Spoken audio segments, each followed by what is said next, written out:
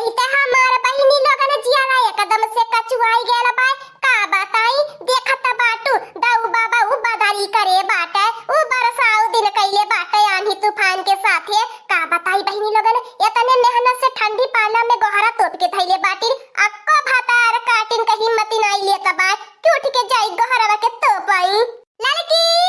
ए दक्षिणाही जुलफियाही ए बूढ़ा, अरे बूढ़ा ई जवान घोड़ा बेच के सुतती है नहीं कहती है कि चल के गोहर वहर तपवाई ले। हां नहीं तो हमारा बहिनी लोगन अकेला जीव कहां कहां दौड़े। नहीं सुना था घोड़ा का नानी लोगन लगाया भतार काटी लोगन सुत उठ के बनाइया खाना चपिया खाना। हम हो नहीं जाब अकेला, हमारे बस के बात ही नहीं बहिनी बाय। यहू दिन में बहिनी इतना बरसात रोज रोज बरसात करत बाटे, पूरा भइल जाय जाती मारत है ना सत्यानाश कहनावत बाटे। हां बहिनी लोगन सरसों एकदम लोटी जाता बा, गेहूं लोटी जाता बा, एकदम से कुल खेती सत्यानाश हो जाता बा। इतनी लागत लगाई के हां नहीं ते हमार बहिनी लोगन कोह फलाने बा करे मटकनी भैंसिया हाथी नंदनवा। 1 घंटा से हवा तूफान चलती बा, पानी रिमझिम परत बा, अब बहिन का तोहार नींद खुलती बा कोह नानी नहीं ते या न कर देखिया बहिनी लोगन कब से हम पगला चिल्लाए बलावत बाटी। या के हमारे है ऊपर रोब देखावती है नी और केहू को ऊपर नहीं यानी के हिम्मती बाय, केहू को ऊपर नहीं और रोब देखावे भर के अवकाती बाय। खाली मोटकाना के सुहिया पाई गई बाटी। हां नहीं त हमार बहिनी लोगन ए बुढ़ंचो कब से तू बलावत बाटी, आ कब से लाले की दक्षिणाही के बलावत बाटी। तोहरे कानवा में त ढेर कुल्ले मैली जमली बा, तोहरे सुनाई कहां से दिए। अब वहां लोगन के बलावत बाटी भतार काटी लोगन के इतनी नींद आवती बा वहां लोगन के इतनी उहाई चापती बा कि हमारी इन्हन लकड़ी कुल भीज जाता बा, कुल हमार जाय जाती सत्यानाश हो जाता बा। आंधी तूफान में कुल उड़ के इधर उधर हो गेला बा, लेकिन तू उठ नहीं पावती बाटी न मौसी लोगन हमार। अब काहे उठिए तहार तो अनहने दोनों लाडली पतहिया बाटी, कुल काम धंधा त हमारे मोटकाना के नाए लिख दी है बाटू। जैसे लागत बा कुल घर दुआर खेती बाड़ी हिस्सा बखरा खाली हम ही के देबू, ओन्ने दुल्हन नाए ली है, ओन्ने के कौनो चीज से मतलब बा बतावा ले। इतना तूफान झकोर मारी चलत बा, ओन्ने के कुछ पता चलती बा। चुप एकदम से भतार काटियो तू तन की मौका मिली नहीं आ शुरू हो जाबू। आज भतार काटियो लोगन के दुलार कुल झाड़ी लिए बे एक झटका में। अरे हमार सासू लोगन उठी जा तूने दाऊ बाबा एकदम से कपारे पे चढ़ी गई नया बहिन नहीं उठाई के हिम्मत लिया तबा। का हमारी अम्मा तू हो जवानी बाटू ये तना निक्का भोरे भोरे नींद आवेले तू हो नींद खराब करती हो तन की बेरे और सुतने दे तू। उठ जाया भतार काटी ये तने में तोहारी इज्जत बा, अगर अब हम भीतर आई जब झोटी पकड़ के घिरावत लिया आई बे। आय हो दादा दाऊ बाबा बरसत बाटा। हे अम्मा हटा सामने से ता हम जाए दगो हरवा तो पाई दिया नहीं ते तनी मेहनत पे कुल पानी फिर जाई एकदम से सत्यानाश हो जाई कुल मेहनत कर। हटा हमारी अम्मा का करी ओन्हन के तू जगावा चाहे मत जगावा, हमार जवन काम बता हम जात बाटी अपन करब। हां ये कदम से बहिनी लोगन बूढ़िया अपने दोनों पतोहिन के कपारे पे चढ़ाए न वाले बाय। का हो हमारी अम्मा सुत्ता नहीं दे तू एकदम से नरक मचाए रहे एकदम से बहरुन की नहीं चिल्लाती रहे डकरती रहे। ये का हमारी अम्मा ये तुम्हारा पे हिल्ला कच्चा कैसन लागत बा।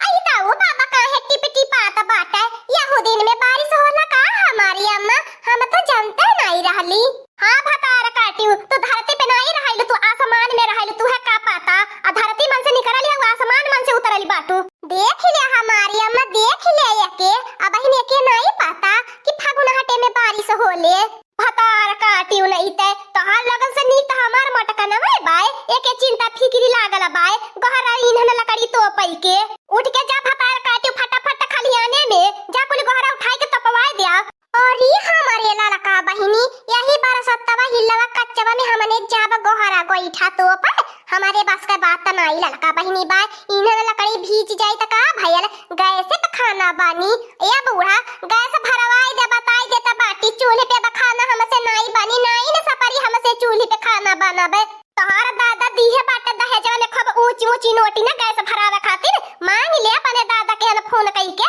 कि हे हमारे दादा हम मनी ऑर्डर लगा दा हम गैस भरवाई। भतार काटियो गैसे पे खाना बनाई है इतना हमारे एक भैंस गोरू बाटा इतना इन्हन लकड़ी बाय आ चूल्हे पे खाना बनाईबू तवर करौची माई नहीं होई जाबू। हां हे बूढ़ा दहेज त जाए मत बताई दे त बाटी तोहार दादा माई केतना तुह दहेज दिए रहना है का करबू ललका बहिनी कौना बात ही होई फट से दहेज के बात उठाई है तोहार दादा केतना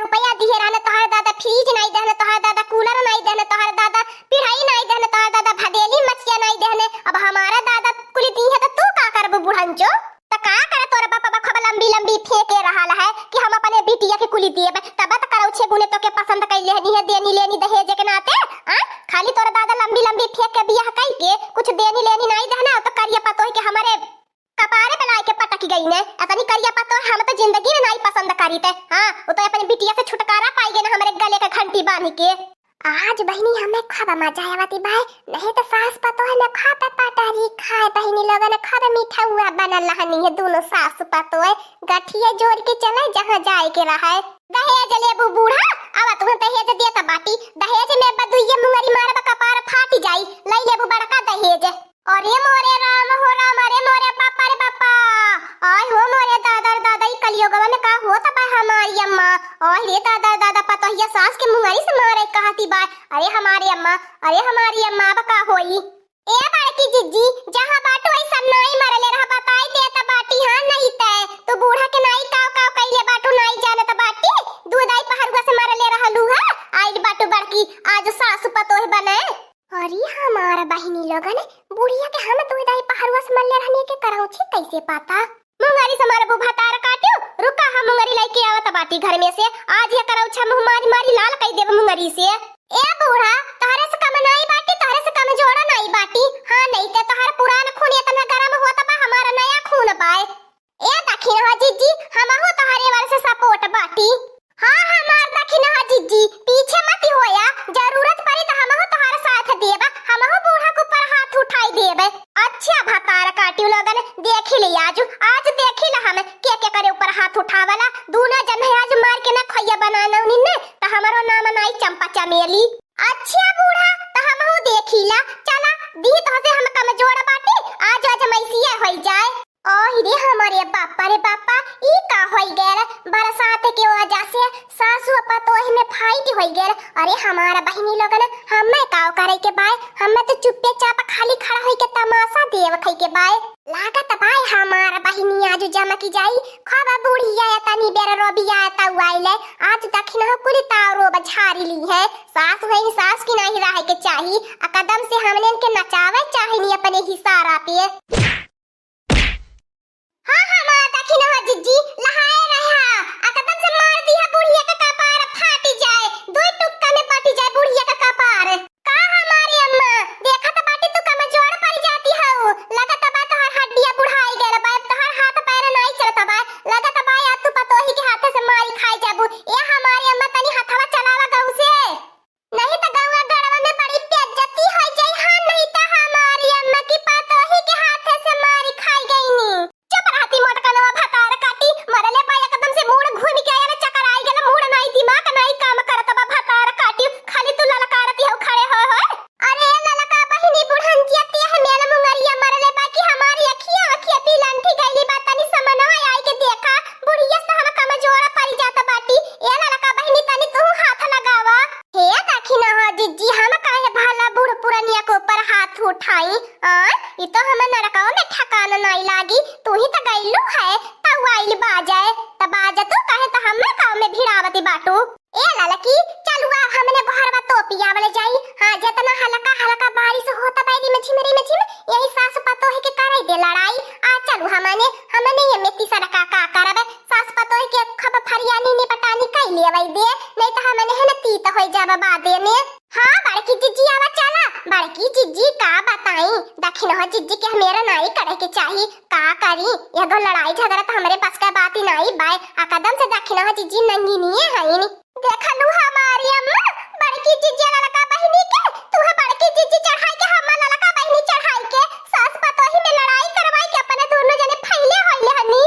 ये बड़की जिज्जी चला जल्दी निकल चला नहीं तो कहीं बुढ़िया दखिना जिज्जी हमने के ऊपर न लपटी आ जाए हमने ने दोनों जने चढ़ाई के झगड़ा कराई देहनी अरे हम बहुत पुराना दुश्मनी रहल ये दखिन हो जिज्जी बुढ़िया से आज निकाल लेहनी बाला भरे मजा आई गई तमाशा देख के झगड़ा लगाई के सही कहाती बाटी ललकी खाबा दोनों सास पतो यक्का में भुजावती रहनी हाँ दोस्तों आज का कार्टून कॉमेडी वीडियो यही तक था आगे का कार्टून कॉमेडी वीडियो देखने के लिए हमारे चैनल को सब्सक्राइब करिए हमारे चैनल का नाम है दीदी कार्टून ऑफिसर और हाँ दोस्तों हमारी वीडियो को ज्यादा से ज्यादा शेयर करें लाइक करें बेल आइकन को दबाना मत भूलिएगा सब्सक्राइब करना तो बिल्कुल मत भूलिएगा देखिए आज हम सास पतो का लड़ाई बाद